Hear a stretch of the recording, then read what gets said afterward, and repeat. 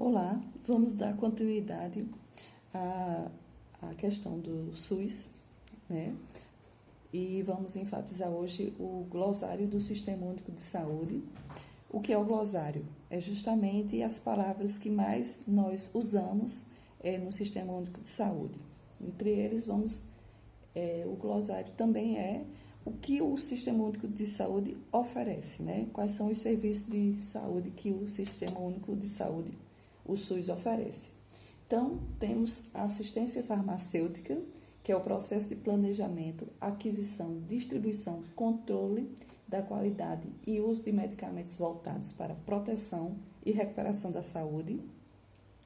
Atenção à saúde é tudo que envolve o cuidado com a saúde do cidadão, incluindo a atenção básica e especializada, ações e serviços de promoção, prevenção, tratamento e reabilitação, ciência e tecnologia, ações de pesquisa, desenvolvimento, difusão e aplicação de conhecimentos nas áreas de saúde, educação, gestão, informação, além de outros ligados à inovação e difusão tecnológica.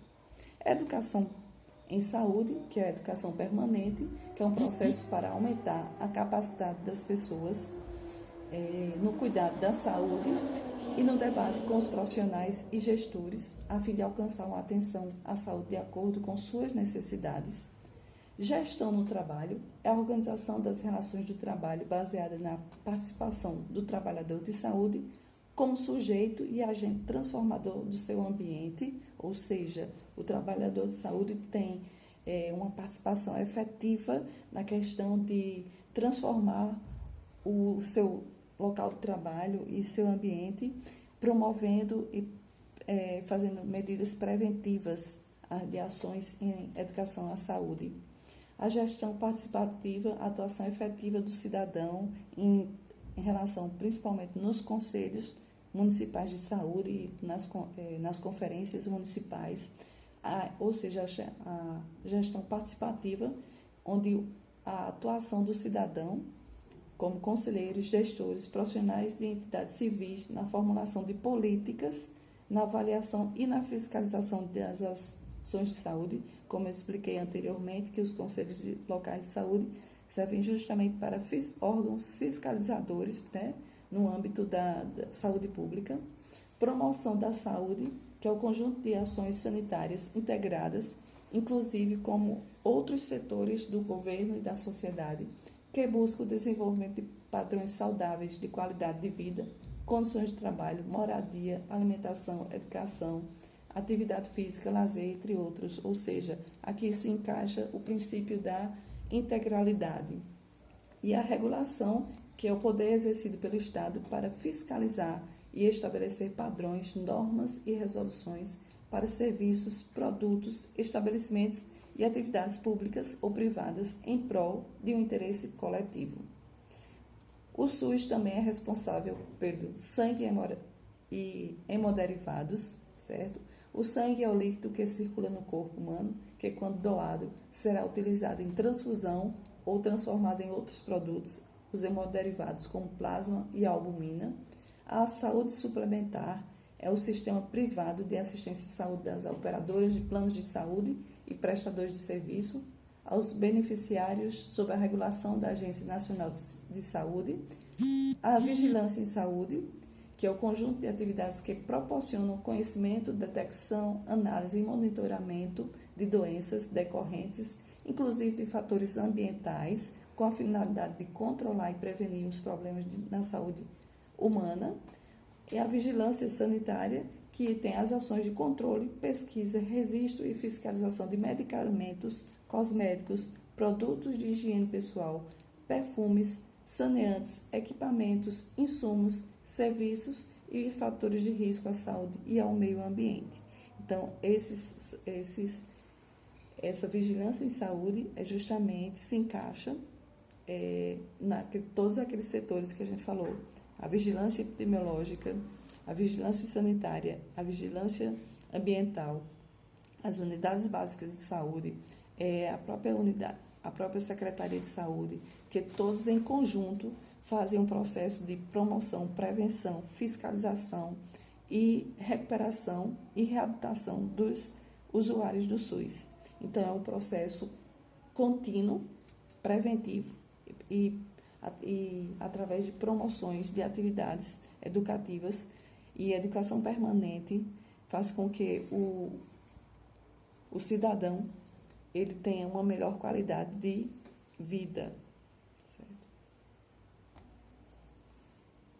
Vamos agora aprender um pouco sobre a história natural da doença. Esse nome ele é um conjunto de ações em que há um processo interativo entre o meio ambiente, o agente, o meio, o vetor, para que aconteça a doença em si. Ou seja, é um nome dado ao conjunto de processos interativos compreendendo as inter-relações do agente, do susceptível e do meio ambiente, que afetam o processo global e seu desenvolvimento, desde as primeiras forças que criam o estímulo patológico no meio ambiente ou em qualquer outro lugar, certo? Então, o que é essa história natural da doença? Resumindo, o que leva uma pessoa a adoecer, quais são os seus condicionantes, quais são as condicionalidades que levam uma pessoa a adoecer, o que é que precisa para que uma pessoa adoeça ou restabeleça sua saúde. Então, a história natural da doença passa por um processo em que tem que ter inter-relações entre o meio ambiente, o agente, o susceptível e o meio ambiente e o vetor, certo? Nesse caso, nós chamamos de tríade epidemiológica. Essa tríade epidemiológica justamente a doença só acontece quando essa tríade epidemiológica há uma interação entre esses três agentes, ou seja, o agente, que pode ser um vetor, pode ser um vírus, pode ser uma bactéria, pode ser um protozoário, micro-organismos entre si, o hospedeiro susceptível, certo? O ser humano, por exemplo, e o ambiente propício, pode ser o ar, pode ser uma caneta, pode ser um computador, entendeu? Então, no caso, o hospedeiro pode ser a idade, o sexo, o estado civil, a ocupação, a escolaridade, as características genéticas, a história patológica pregressa. Isso são condicionalidades para que possa vir a comprometer o processo natural da doença, da história natural da doença.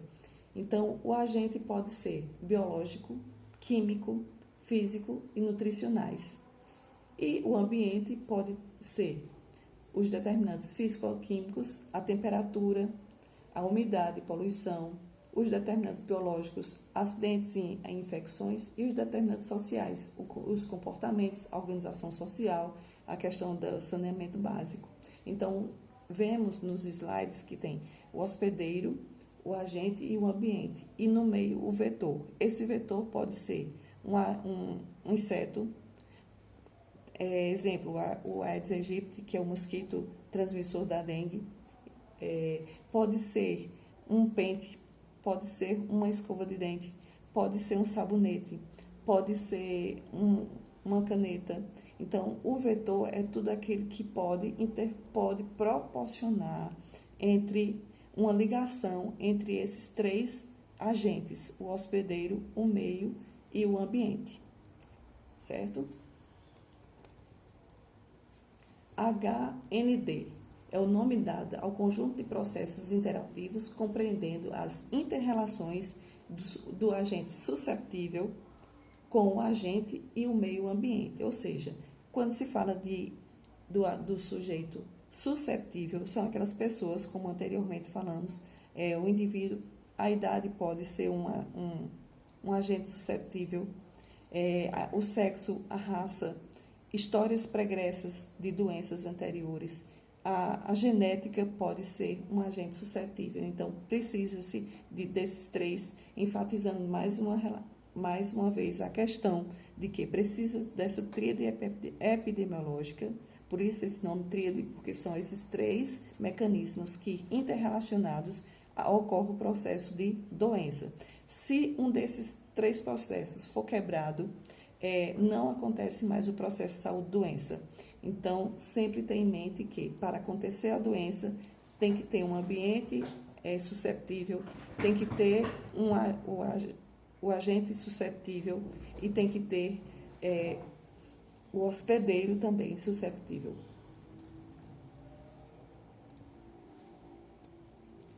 Tentar evitar a doença é evitar a este organismo que fique deficiente. Tratar é uma forma e tratar é também uma forma de prevenção. Tratar um doente é forma de prevenção? Sim. Acometimentos mais severos, como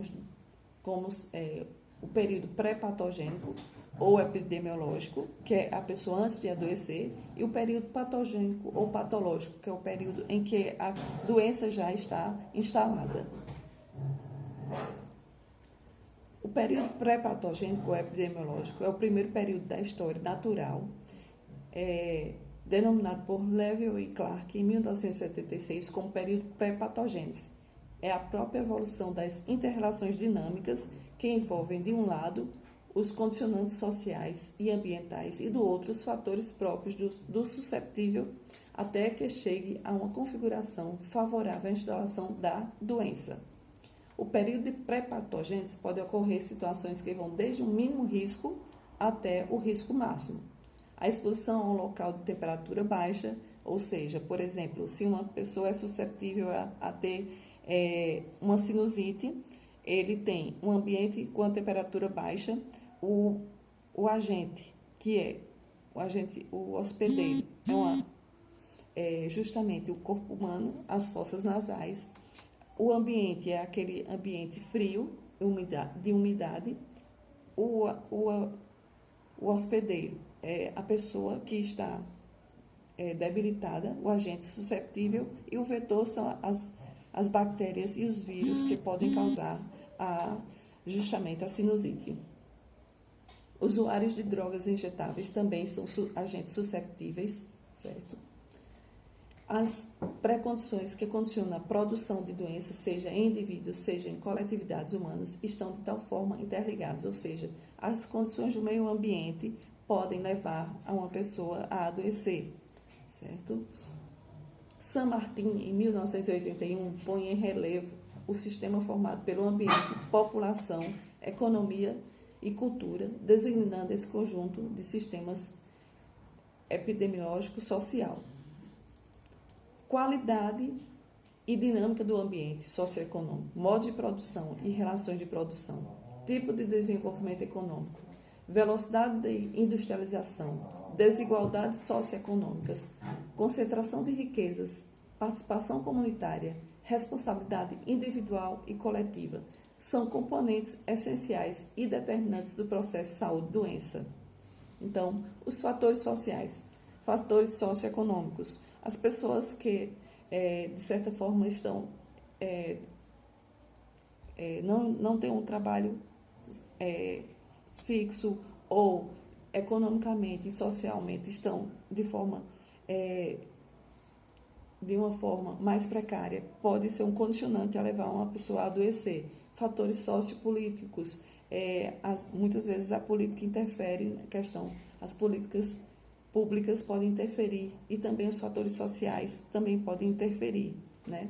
Fatores socioculturais, a questão da cultura de algumas pessoas pode interferir na relação da história natural da doença. E os fatores psicossociais, que nós sabemos que problemas relacionados ao estresse, a depressão, podem também ser condicionantes para levar a pessoa a adoecer. Os fatores socioeconômicos é a relação financeira, né? A capacidade econômica e probabilidade de adquirir uma doença, diferenças consideráveis entre grupos sociais em termos de morbidade e mortalidade. Morbidade é a doença e mortalidade é quando a pessoa chega ao óbito. São percebidos como os mais doentios e mais velhos, são de 2 ou 3 vezes mais propensos a enfermidades graves, permanecem doentes mais a miúde, morrem mais jovens, procriam crianças de baixo peso em maior proporção, sua taxa de mortalidade infantil é mais elevada. Essa é a questão socioeconômica, pode acontecer justamente esses problemas. Os fatores sociopolíticos são instrumentação jurídico-legal, a decisão política, rigidez política, a participação consentida e valorização da cidadania, participação comunitária efetivamente exercida, transparência das ações e acesso às informações. Isso interfere no processo natural da doença, da história natural da doença. Pacificidade diante do poder exercido com incompetência ou má-fé. Alienação em relação aos direitos e deveres da cidadania. Transferência irrestrita para profissionais da política da responsabilidade pessoal pelo social. Participação passiva como beneficiário do paternalismo de Estado ou oligárquico. Incapacidade de se organizar para reivindicar.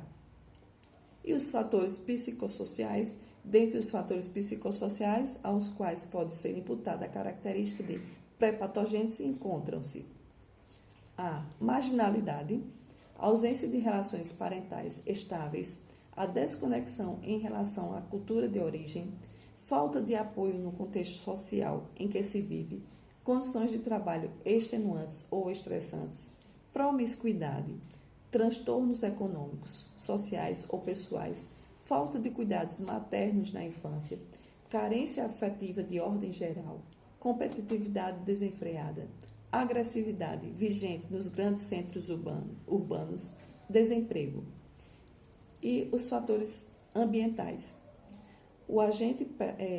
Os agentes presentes no ambiente de forma habitual em convivência natural ou tradicional com o homem, os agentes pouco comuns e que, mercê de situações novas, alterações impostas por novos hábitos ou por modificações na maneira de viver, por má administração ou manipulação inábil de meios e recursos, por importação, passam a se fazer presentes de forma perceptível como agentes em algum evento epidemiológico. Agentes que explodem em situações anormais de grande monta, como são macro-perturbações ecológicas, os desastres naturais e as catástrofes.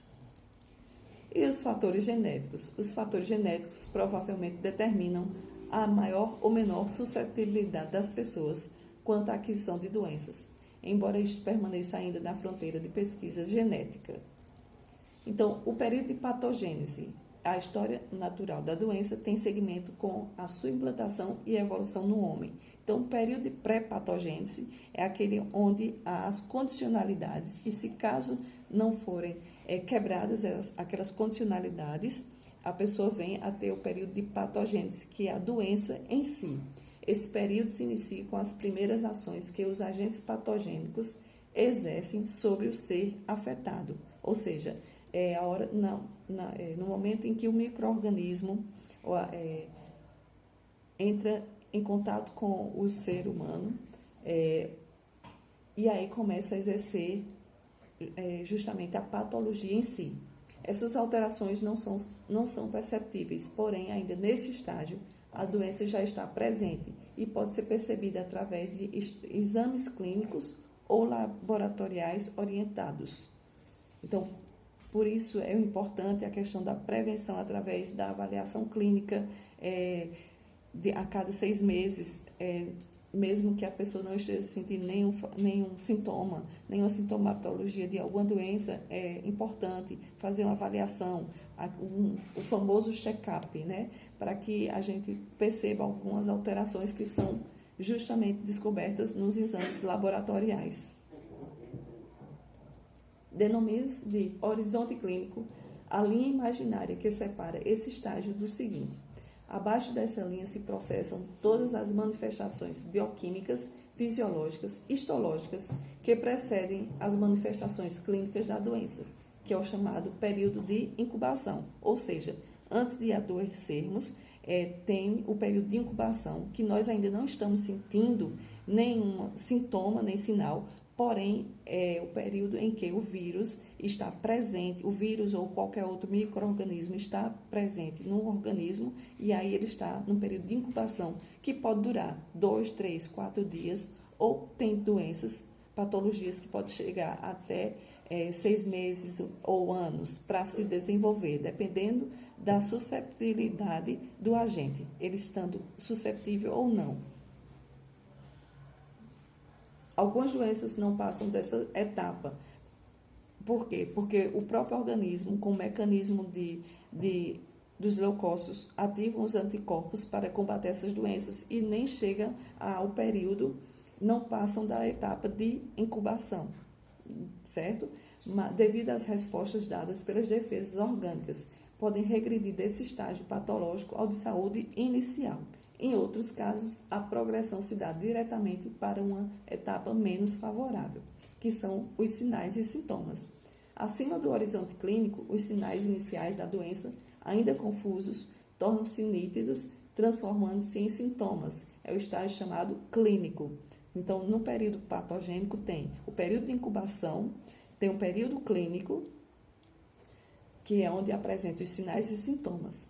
No estágio clínico, iniciado ao ser atingida uma massa crítica de alterações funcionais no organismo acometido, a evolução da doença encaminha-se então para um desenlace e a doença pode passar ao período de cura, evoluir para uma cronicidade e progredir para a invalidez ou para a morte.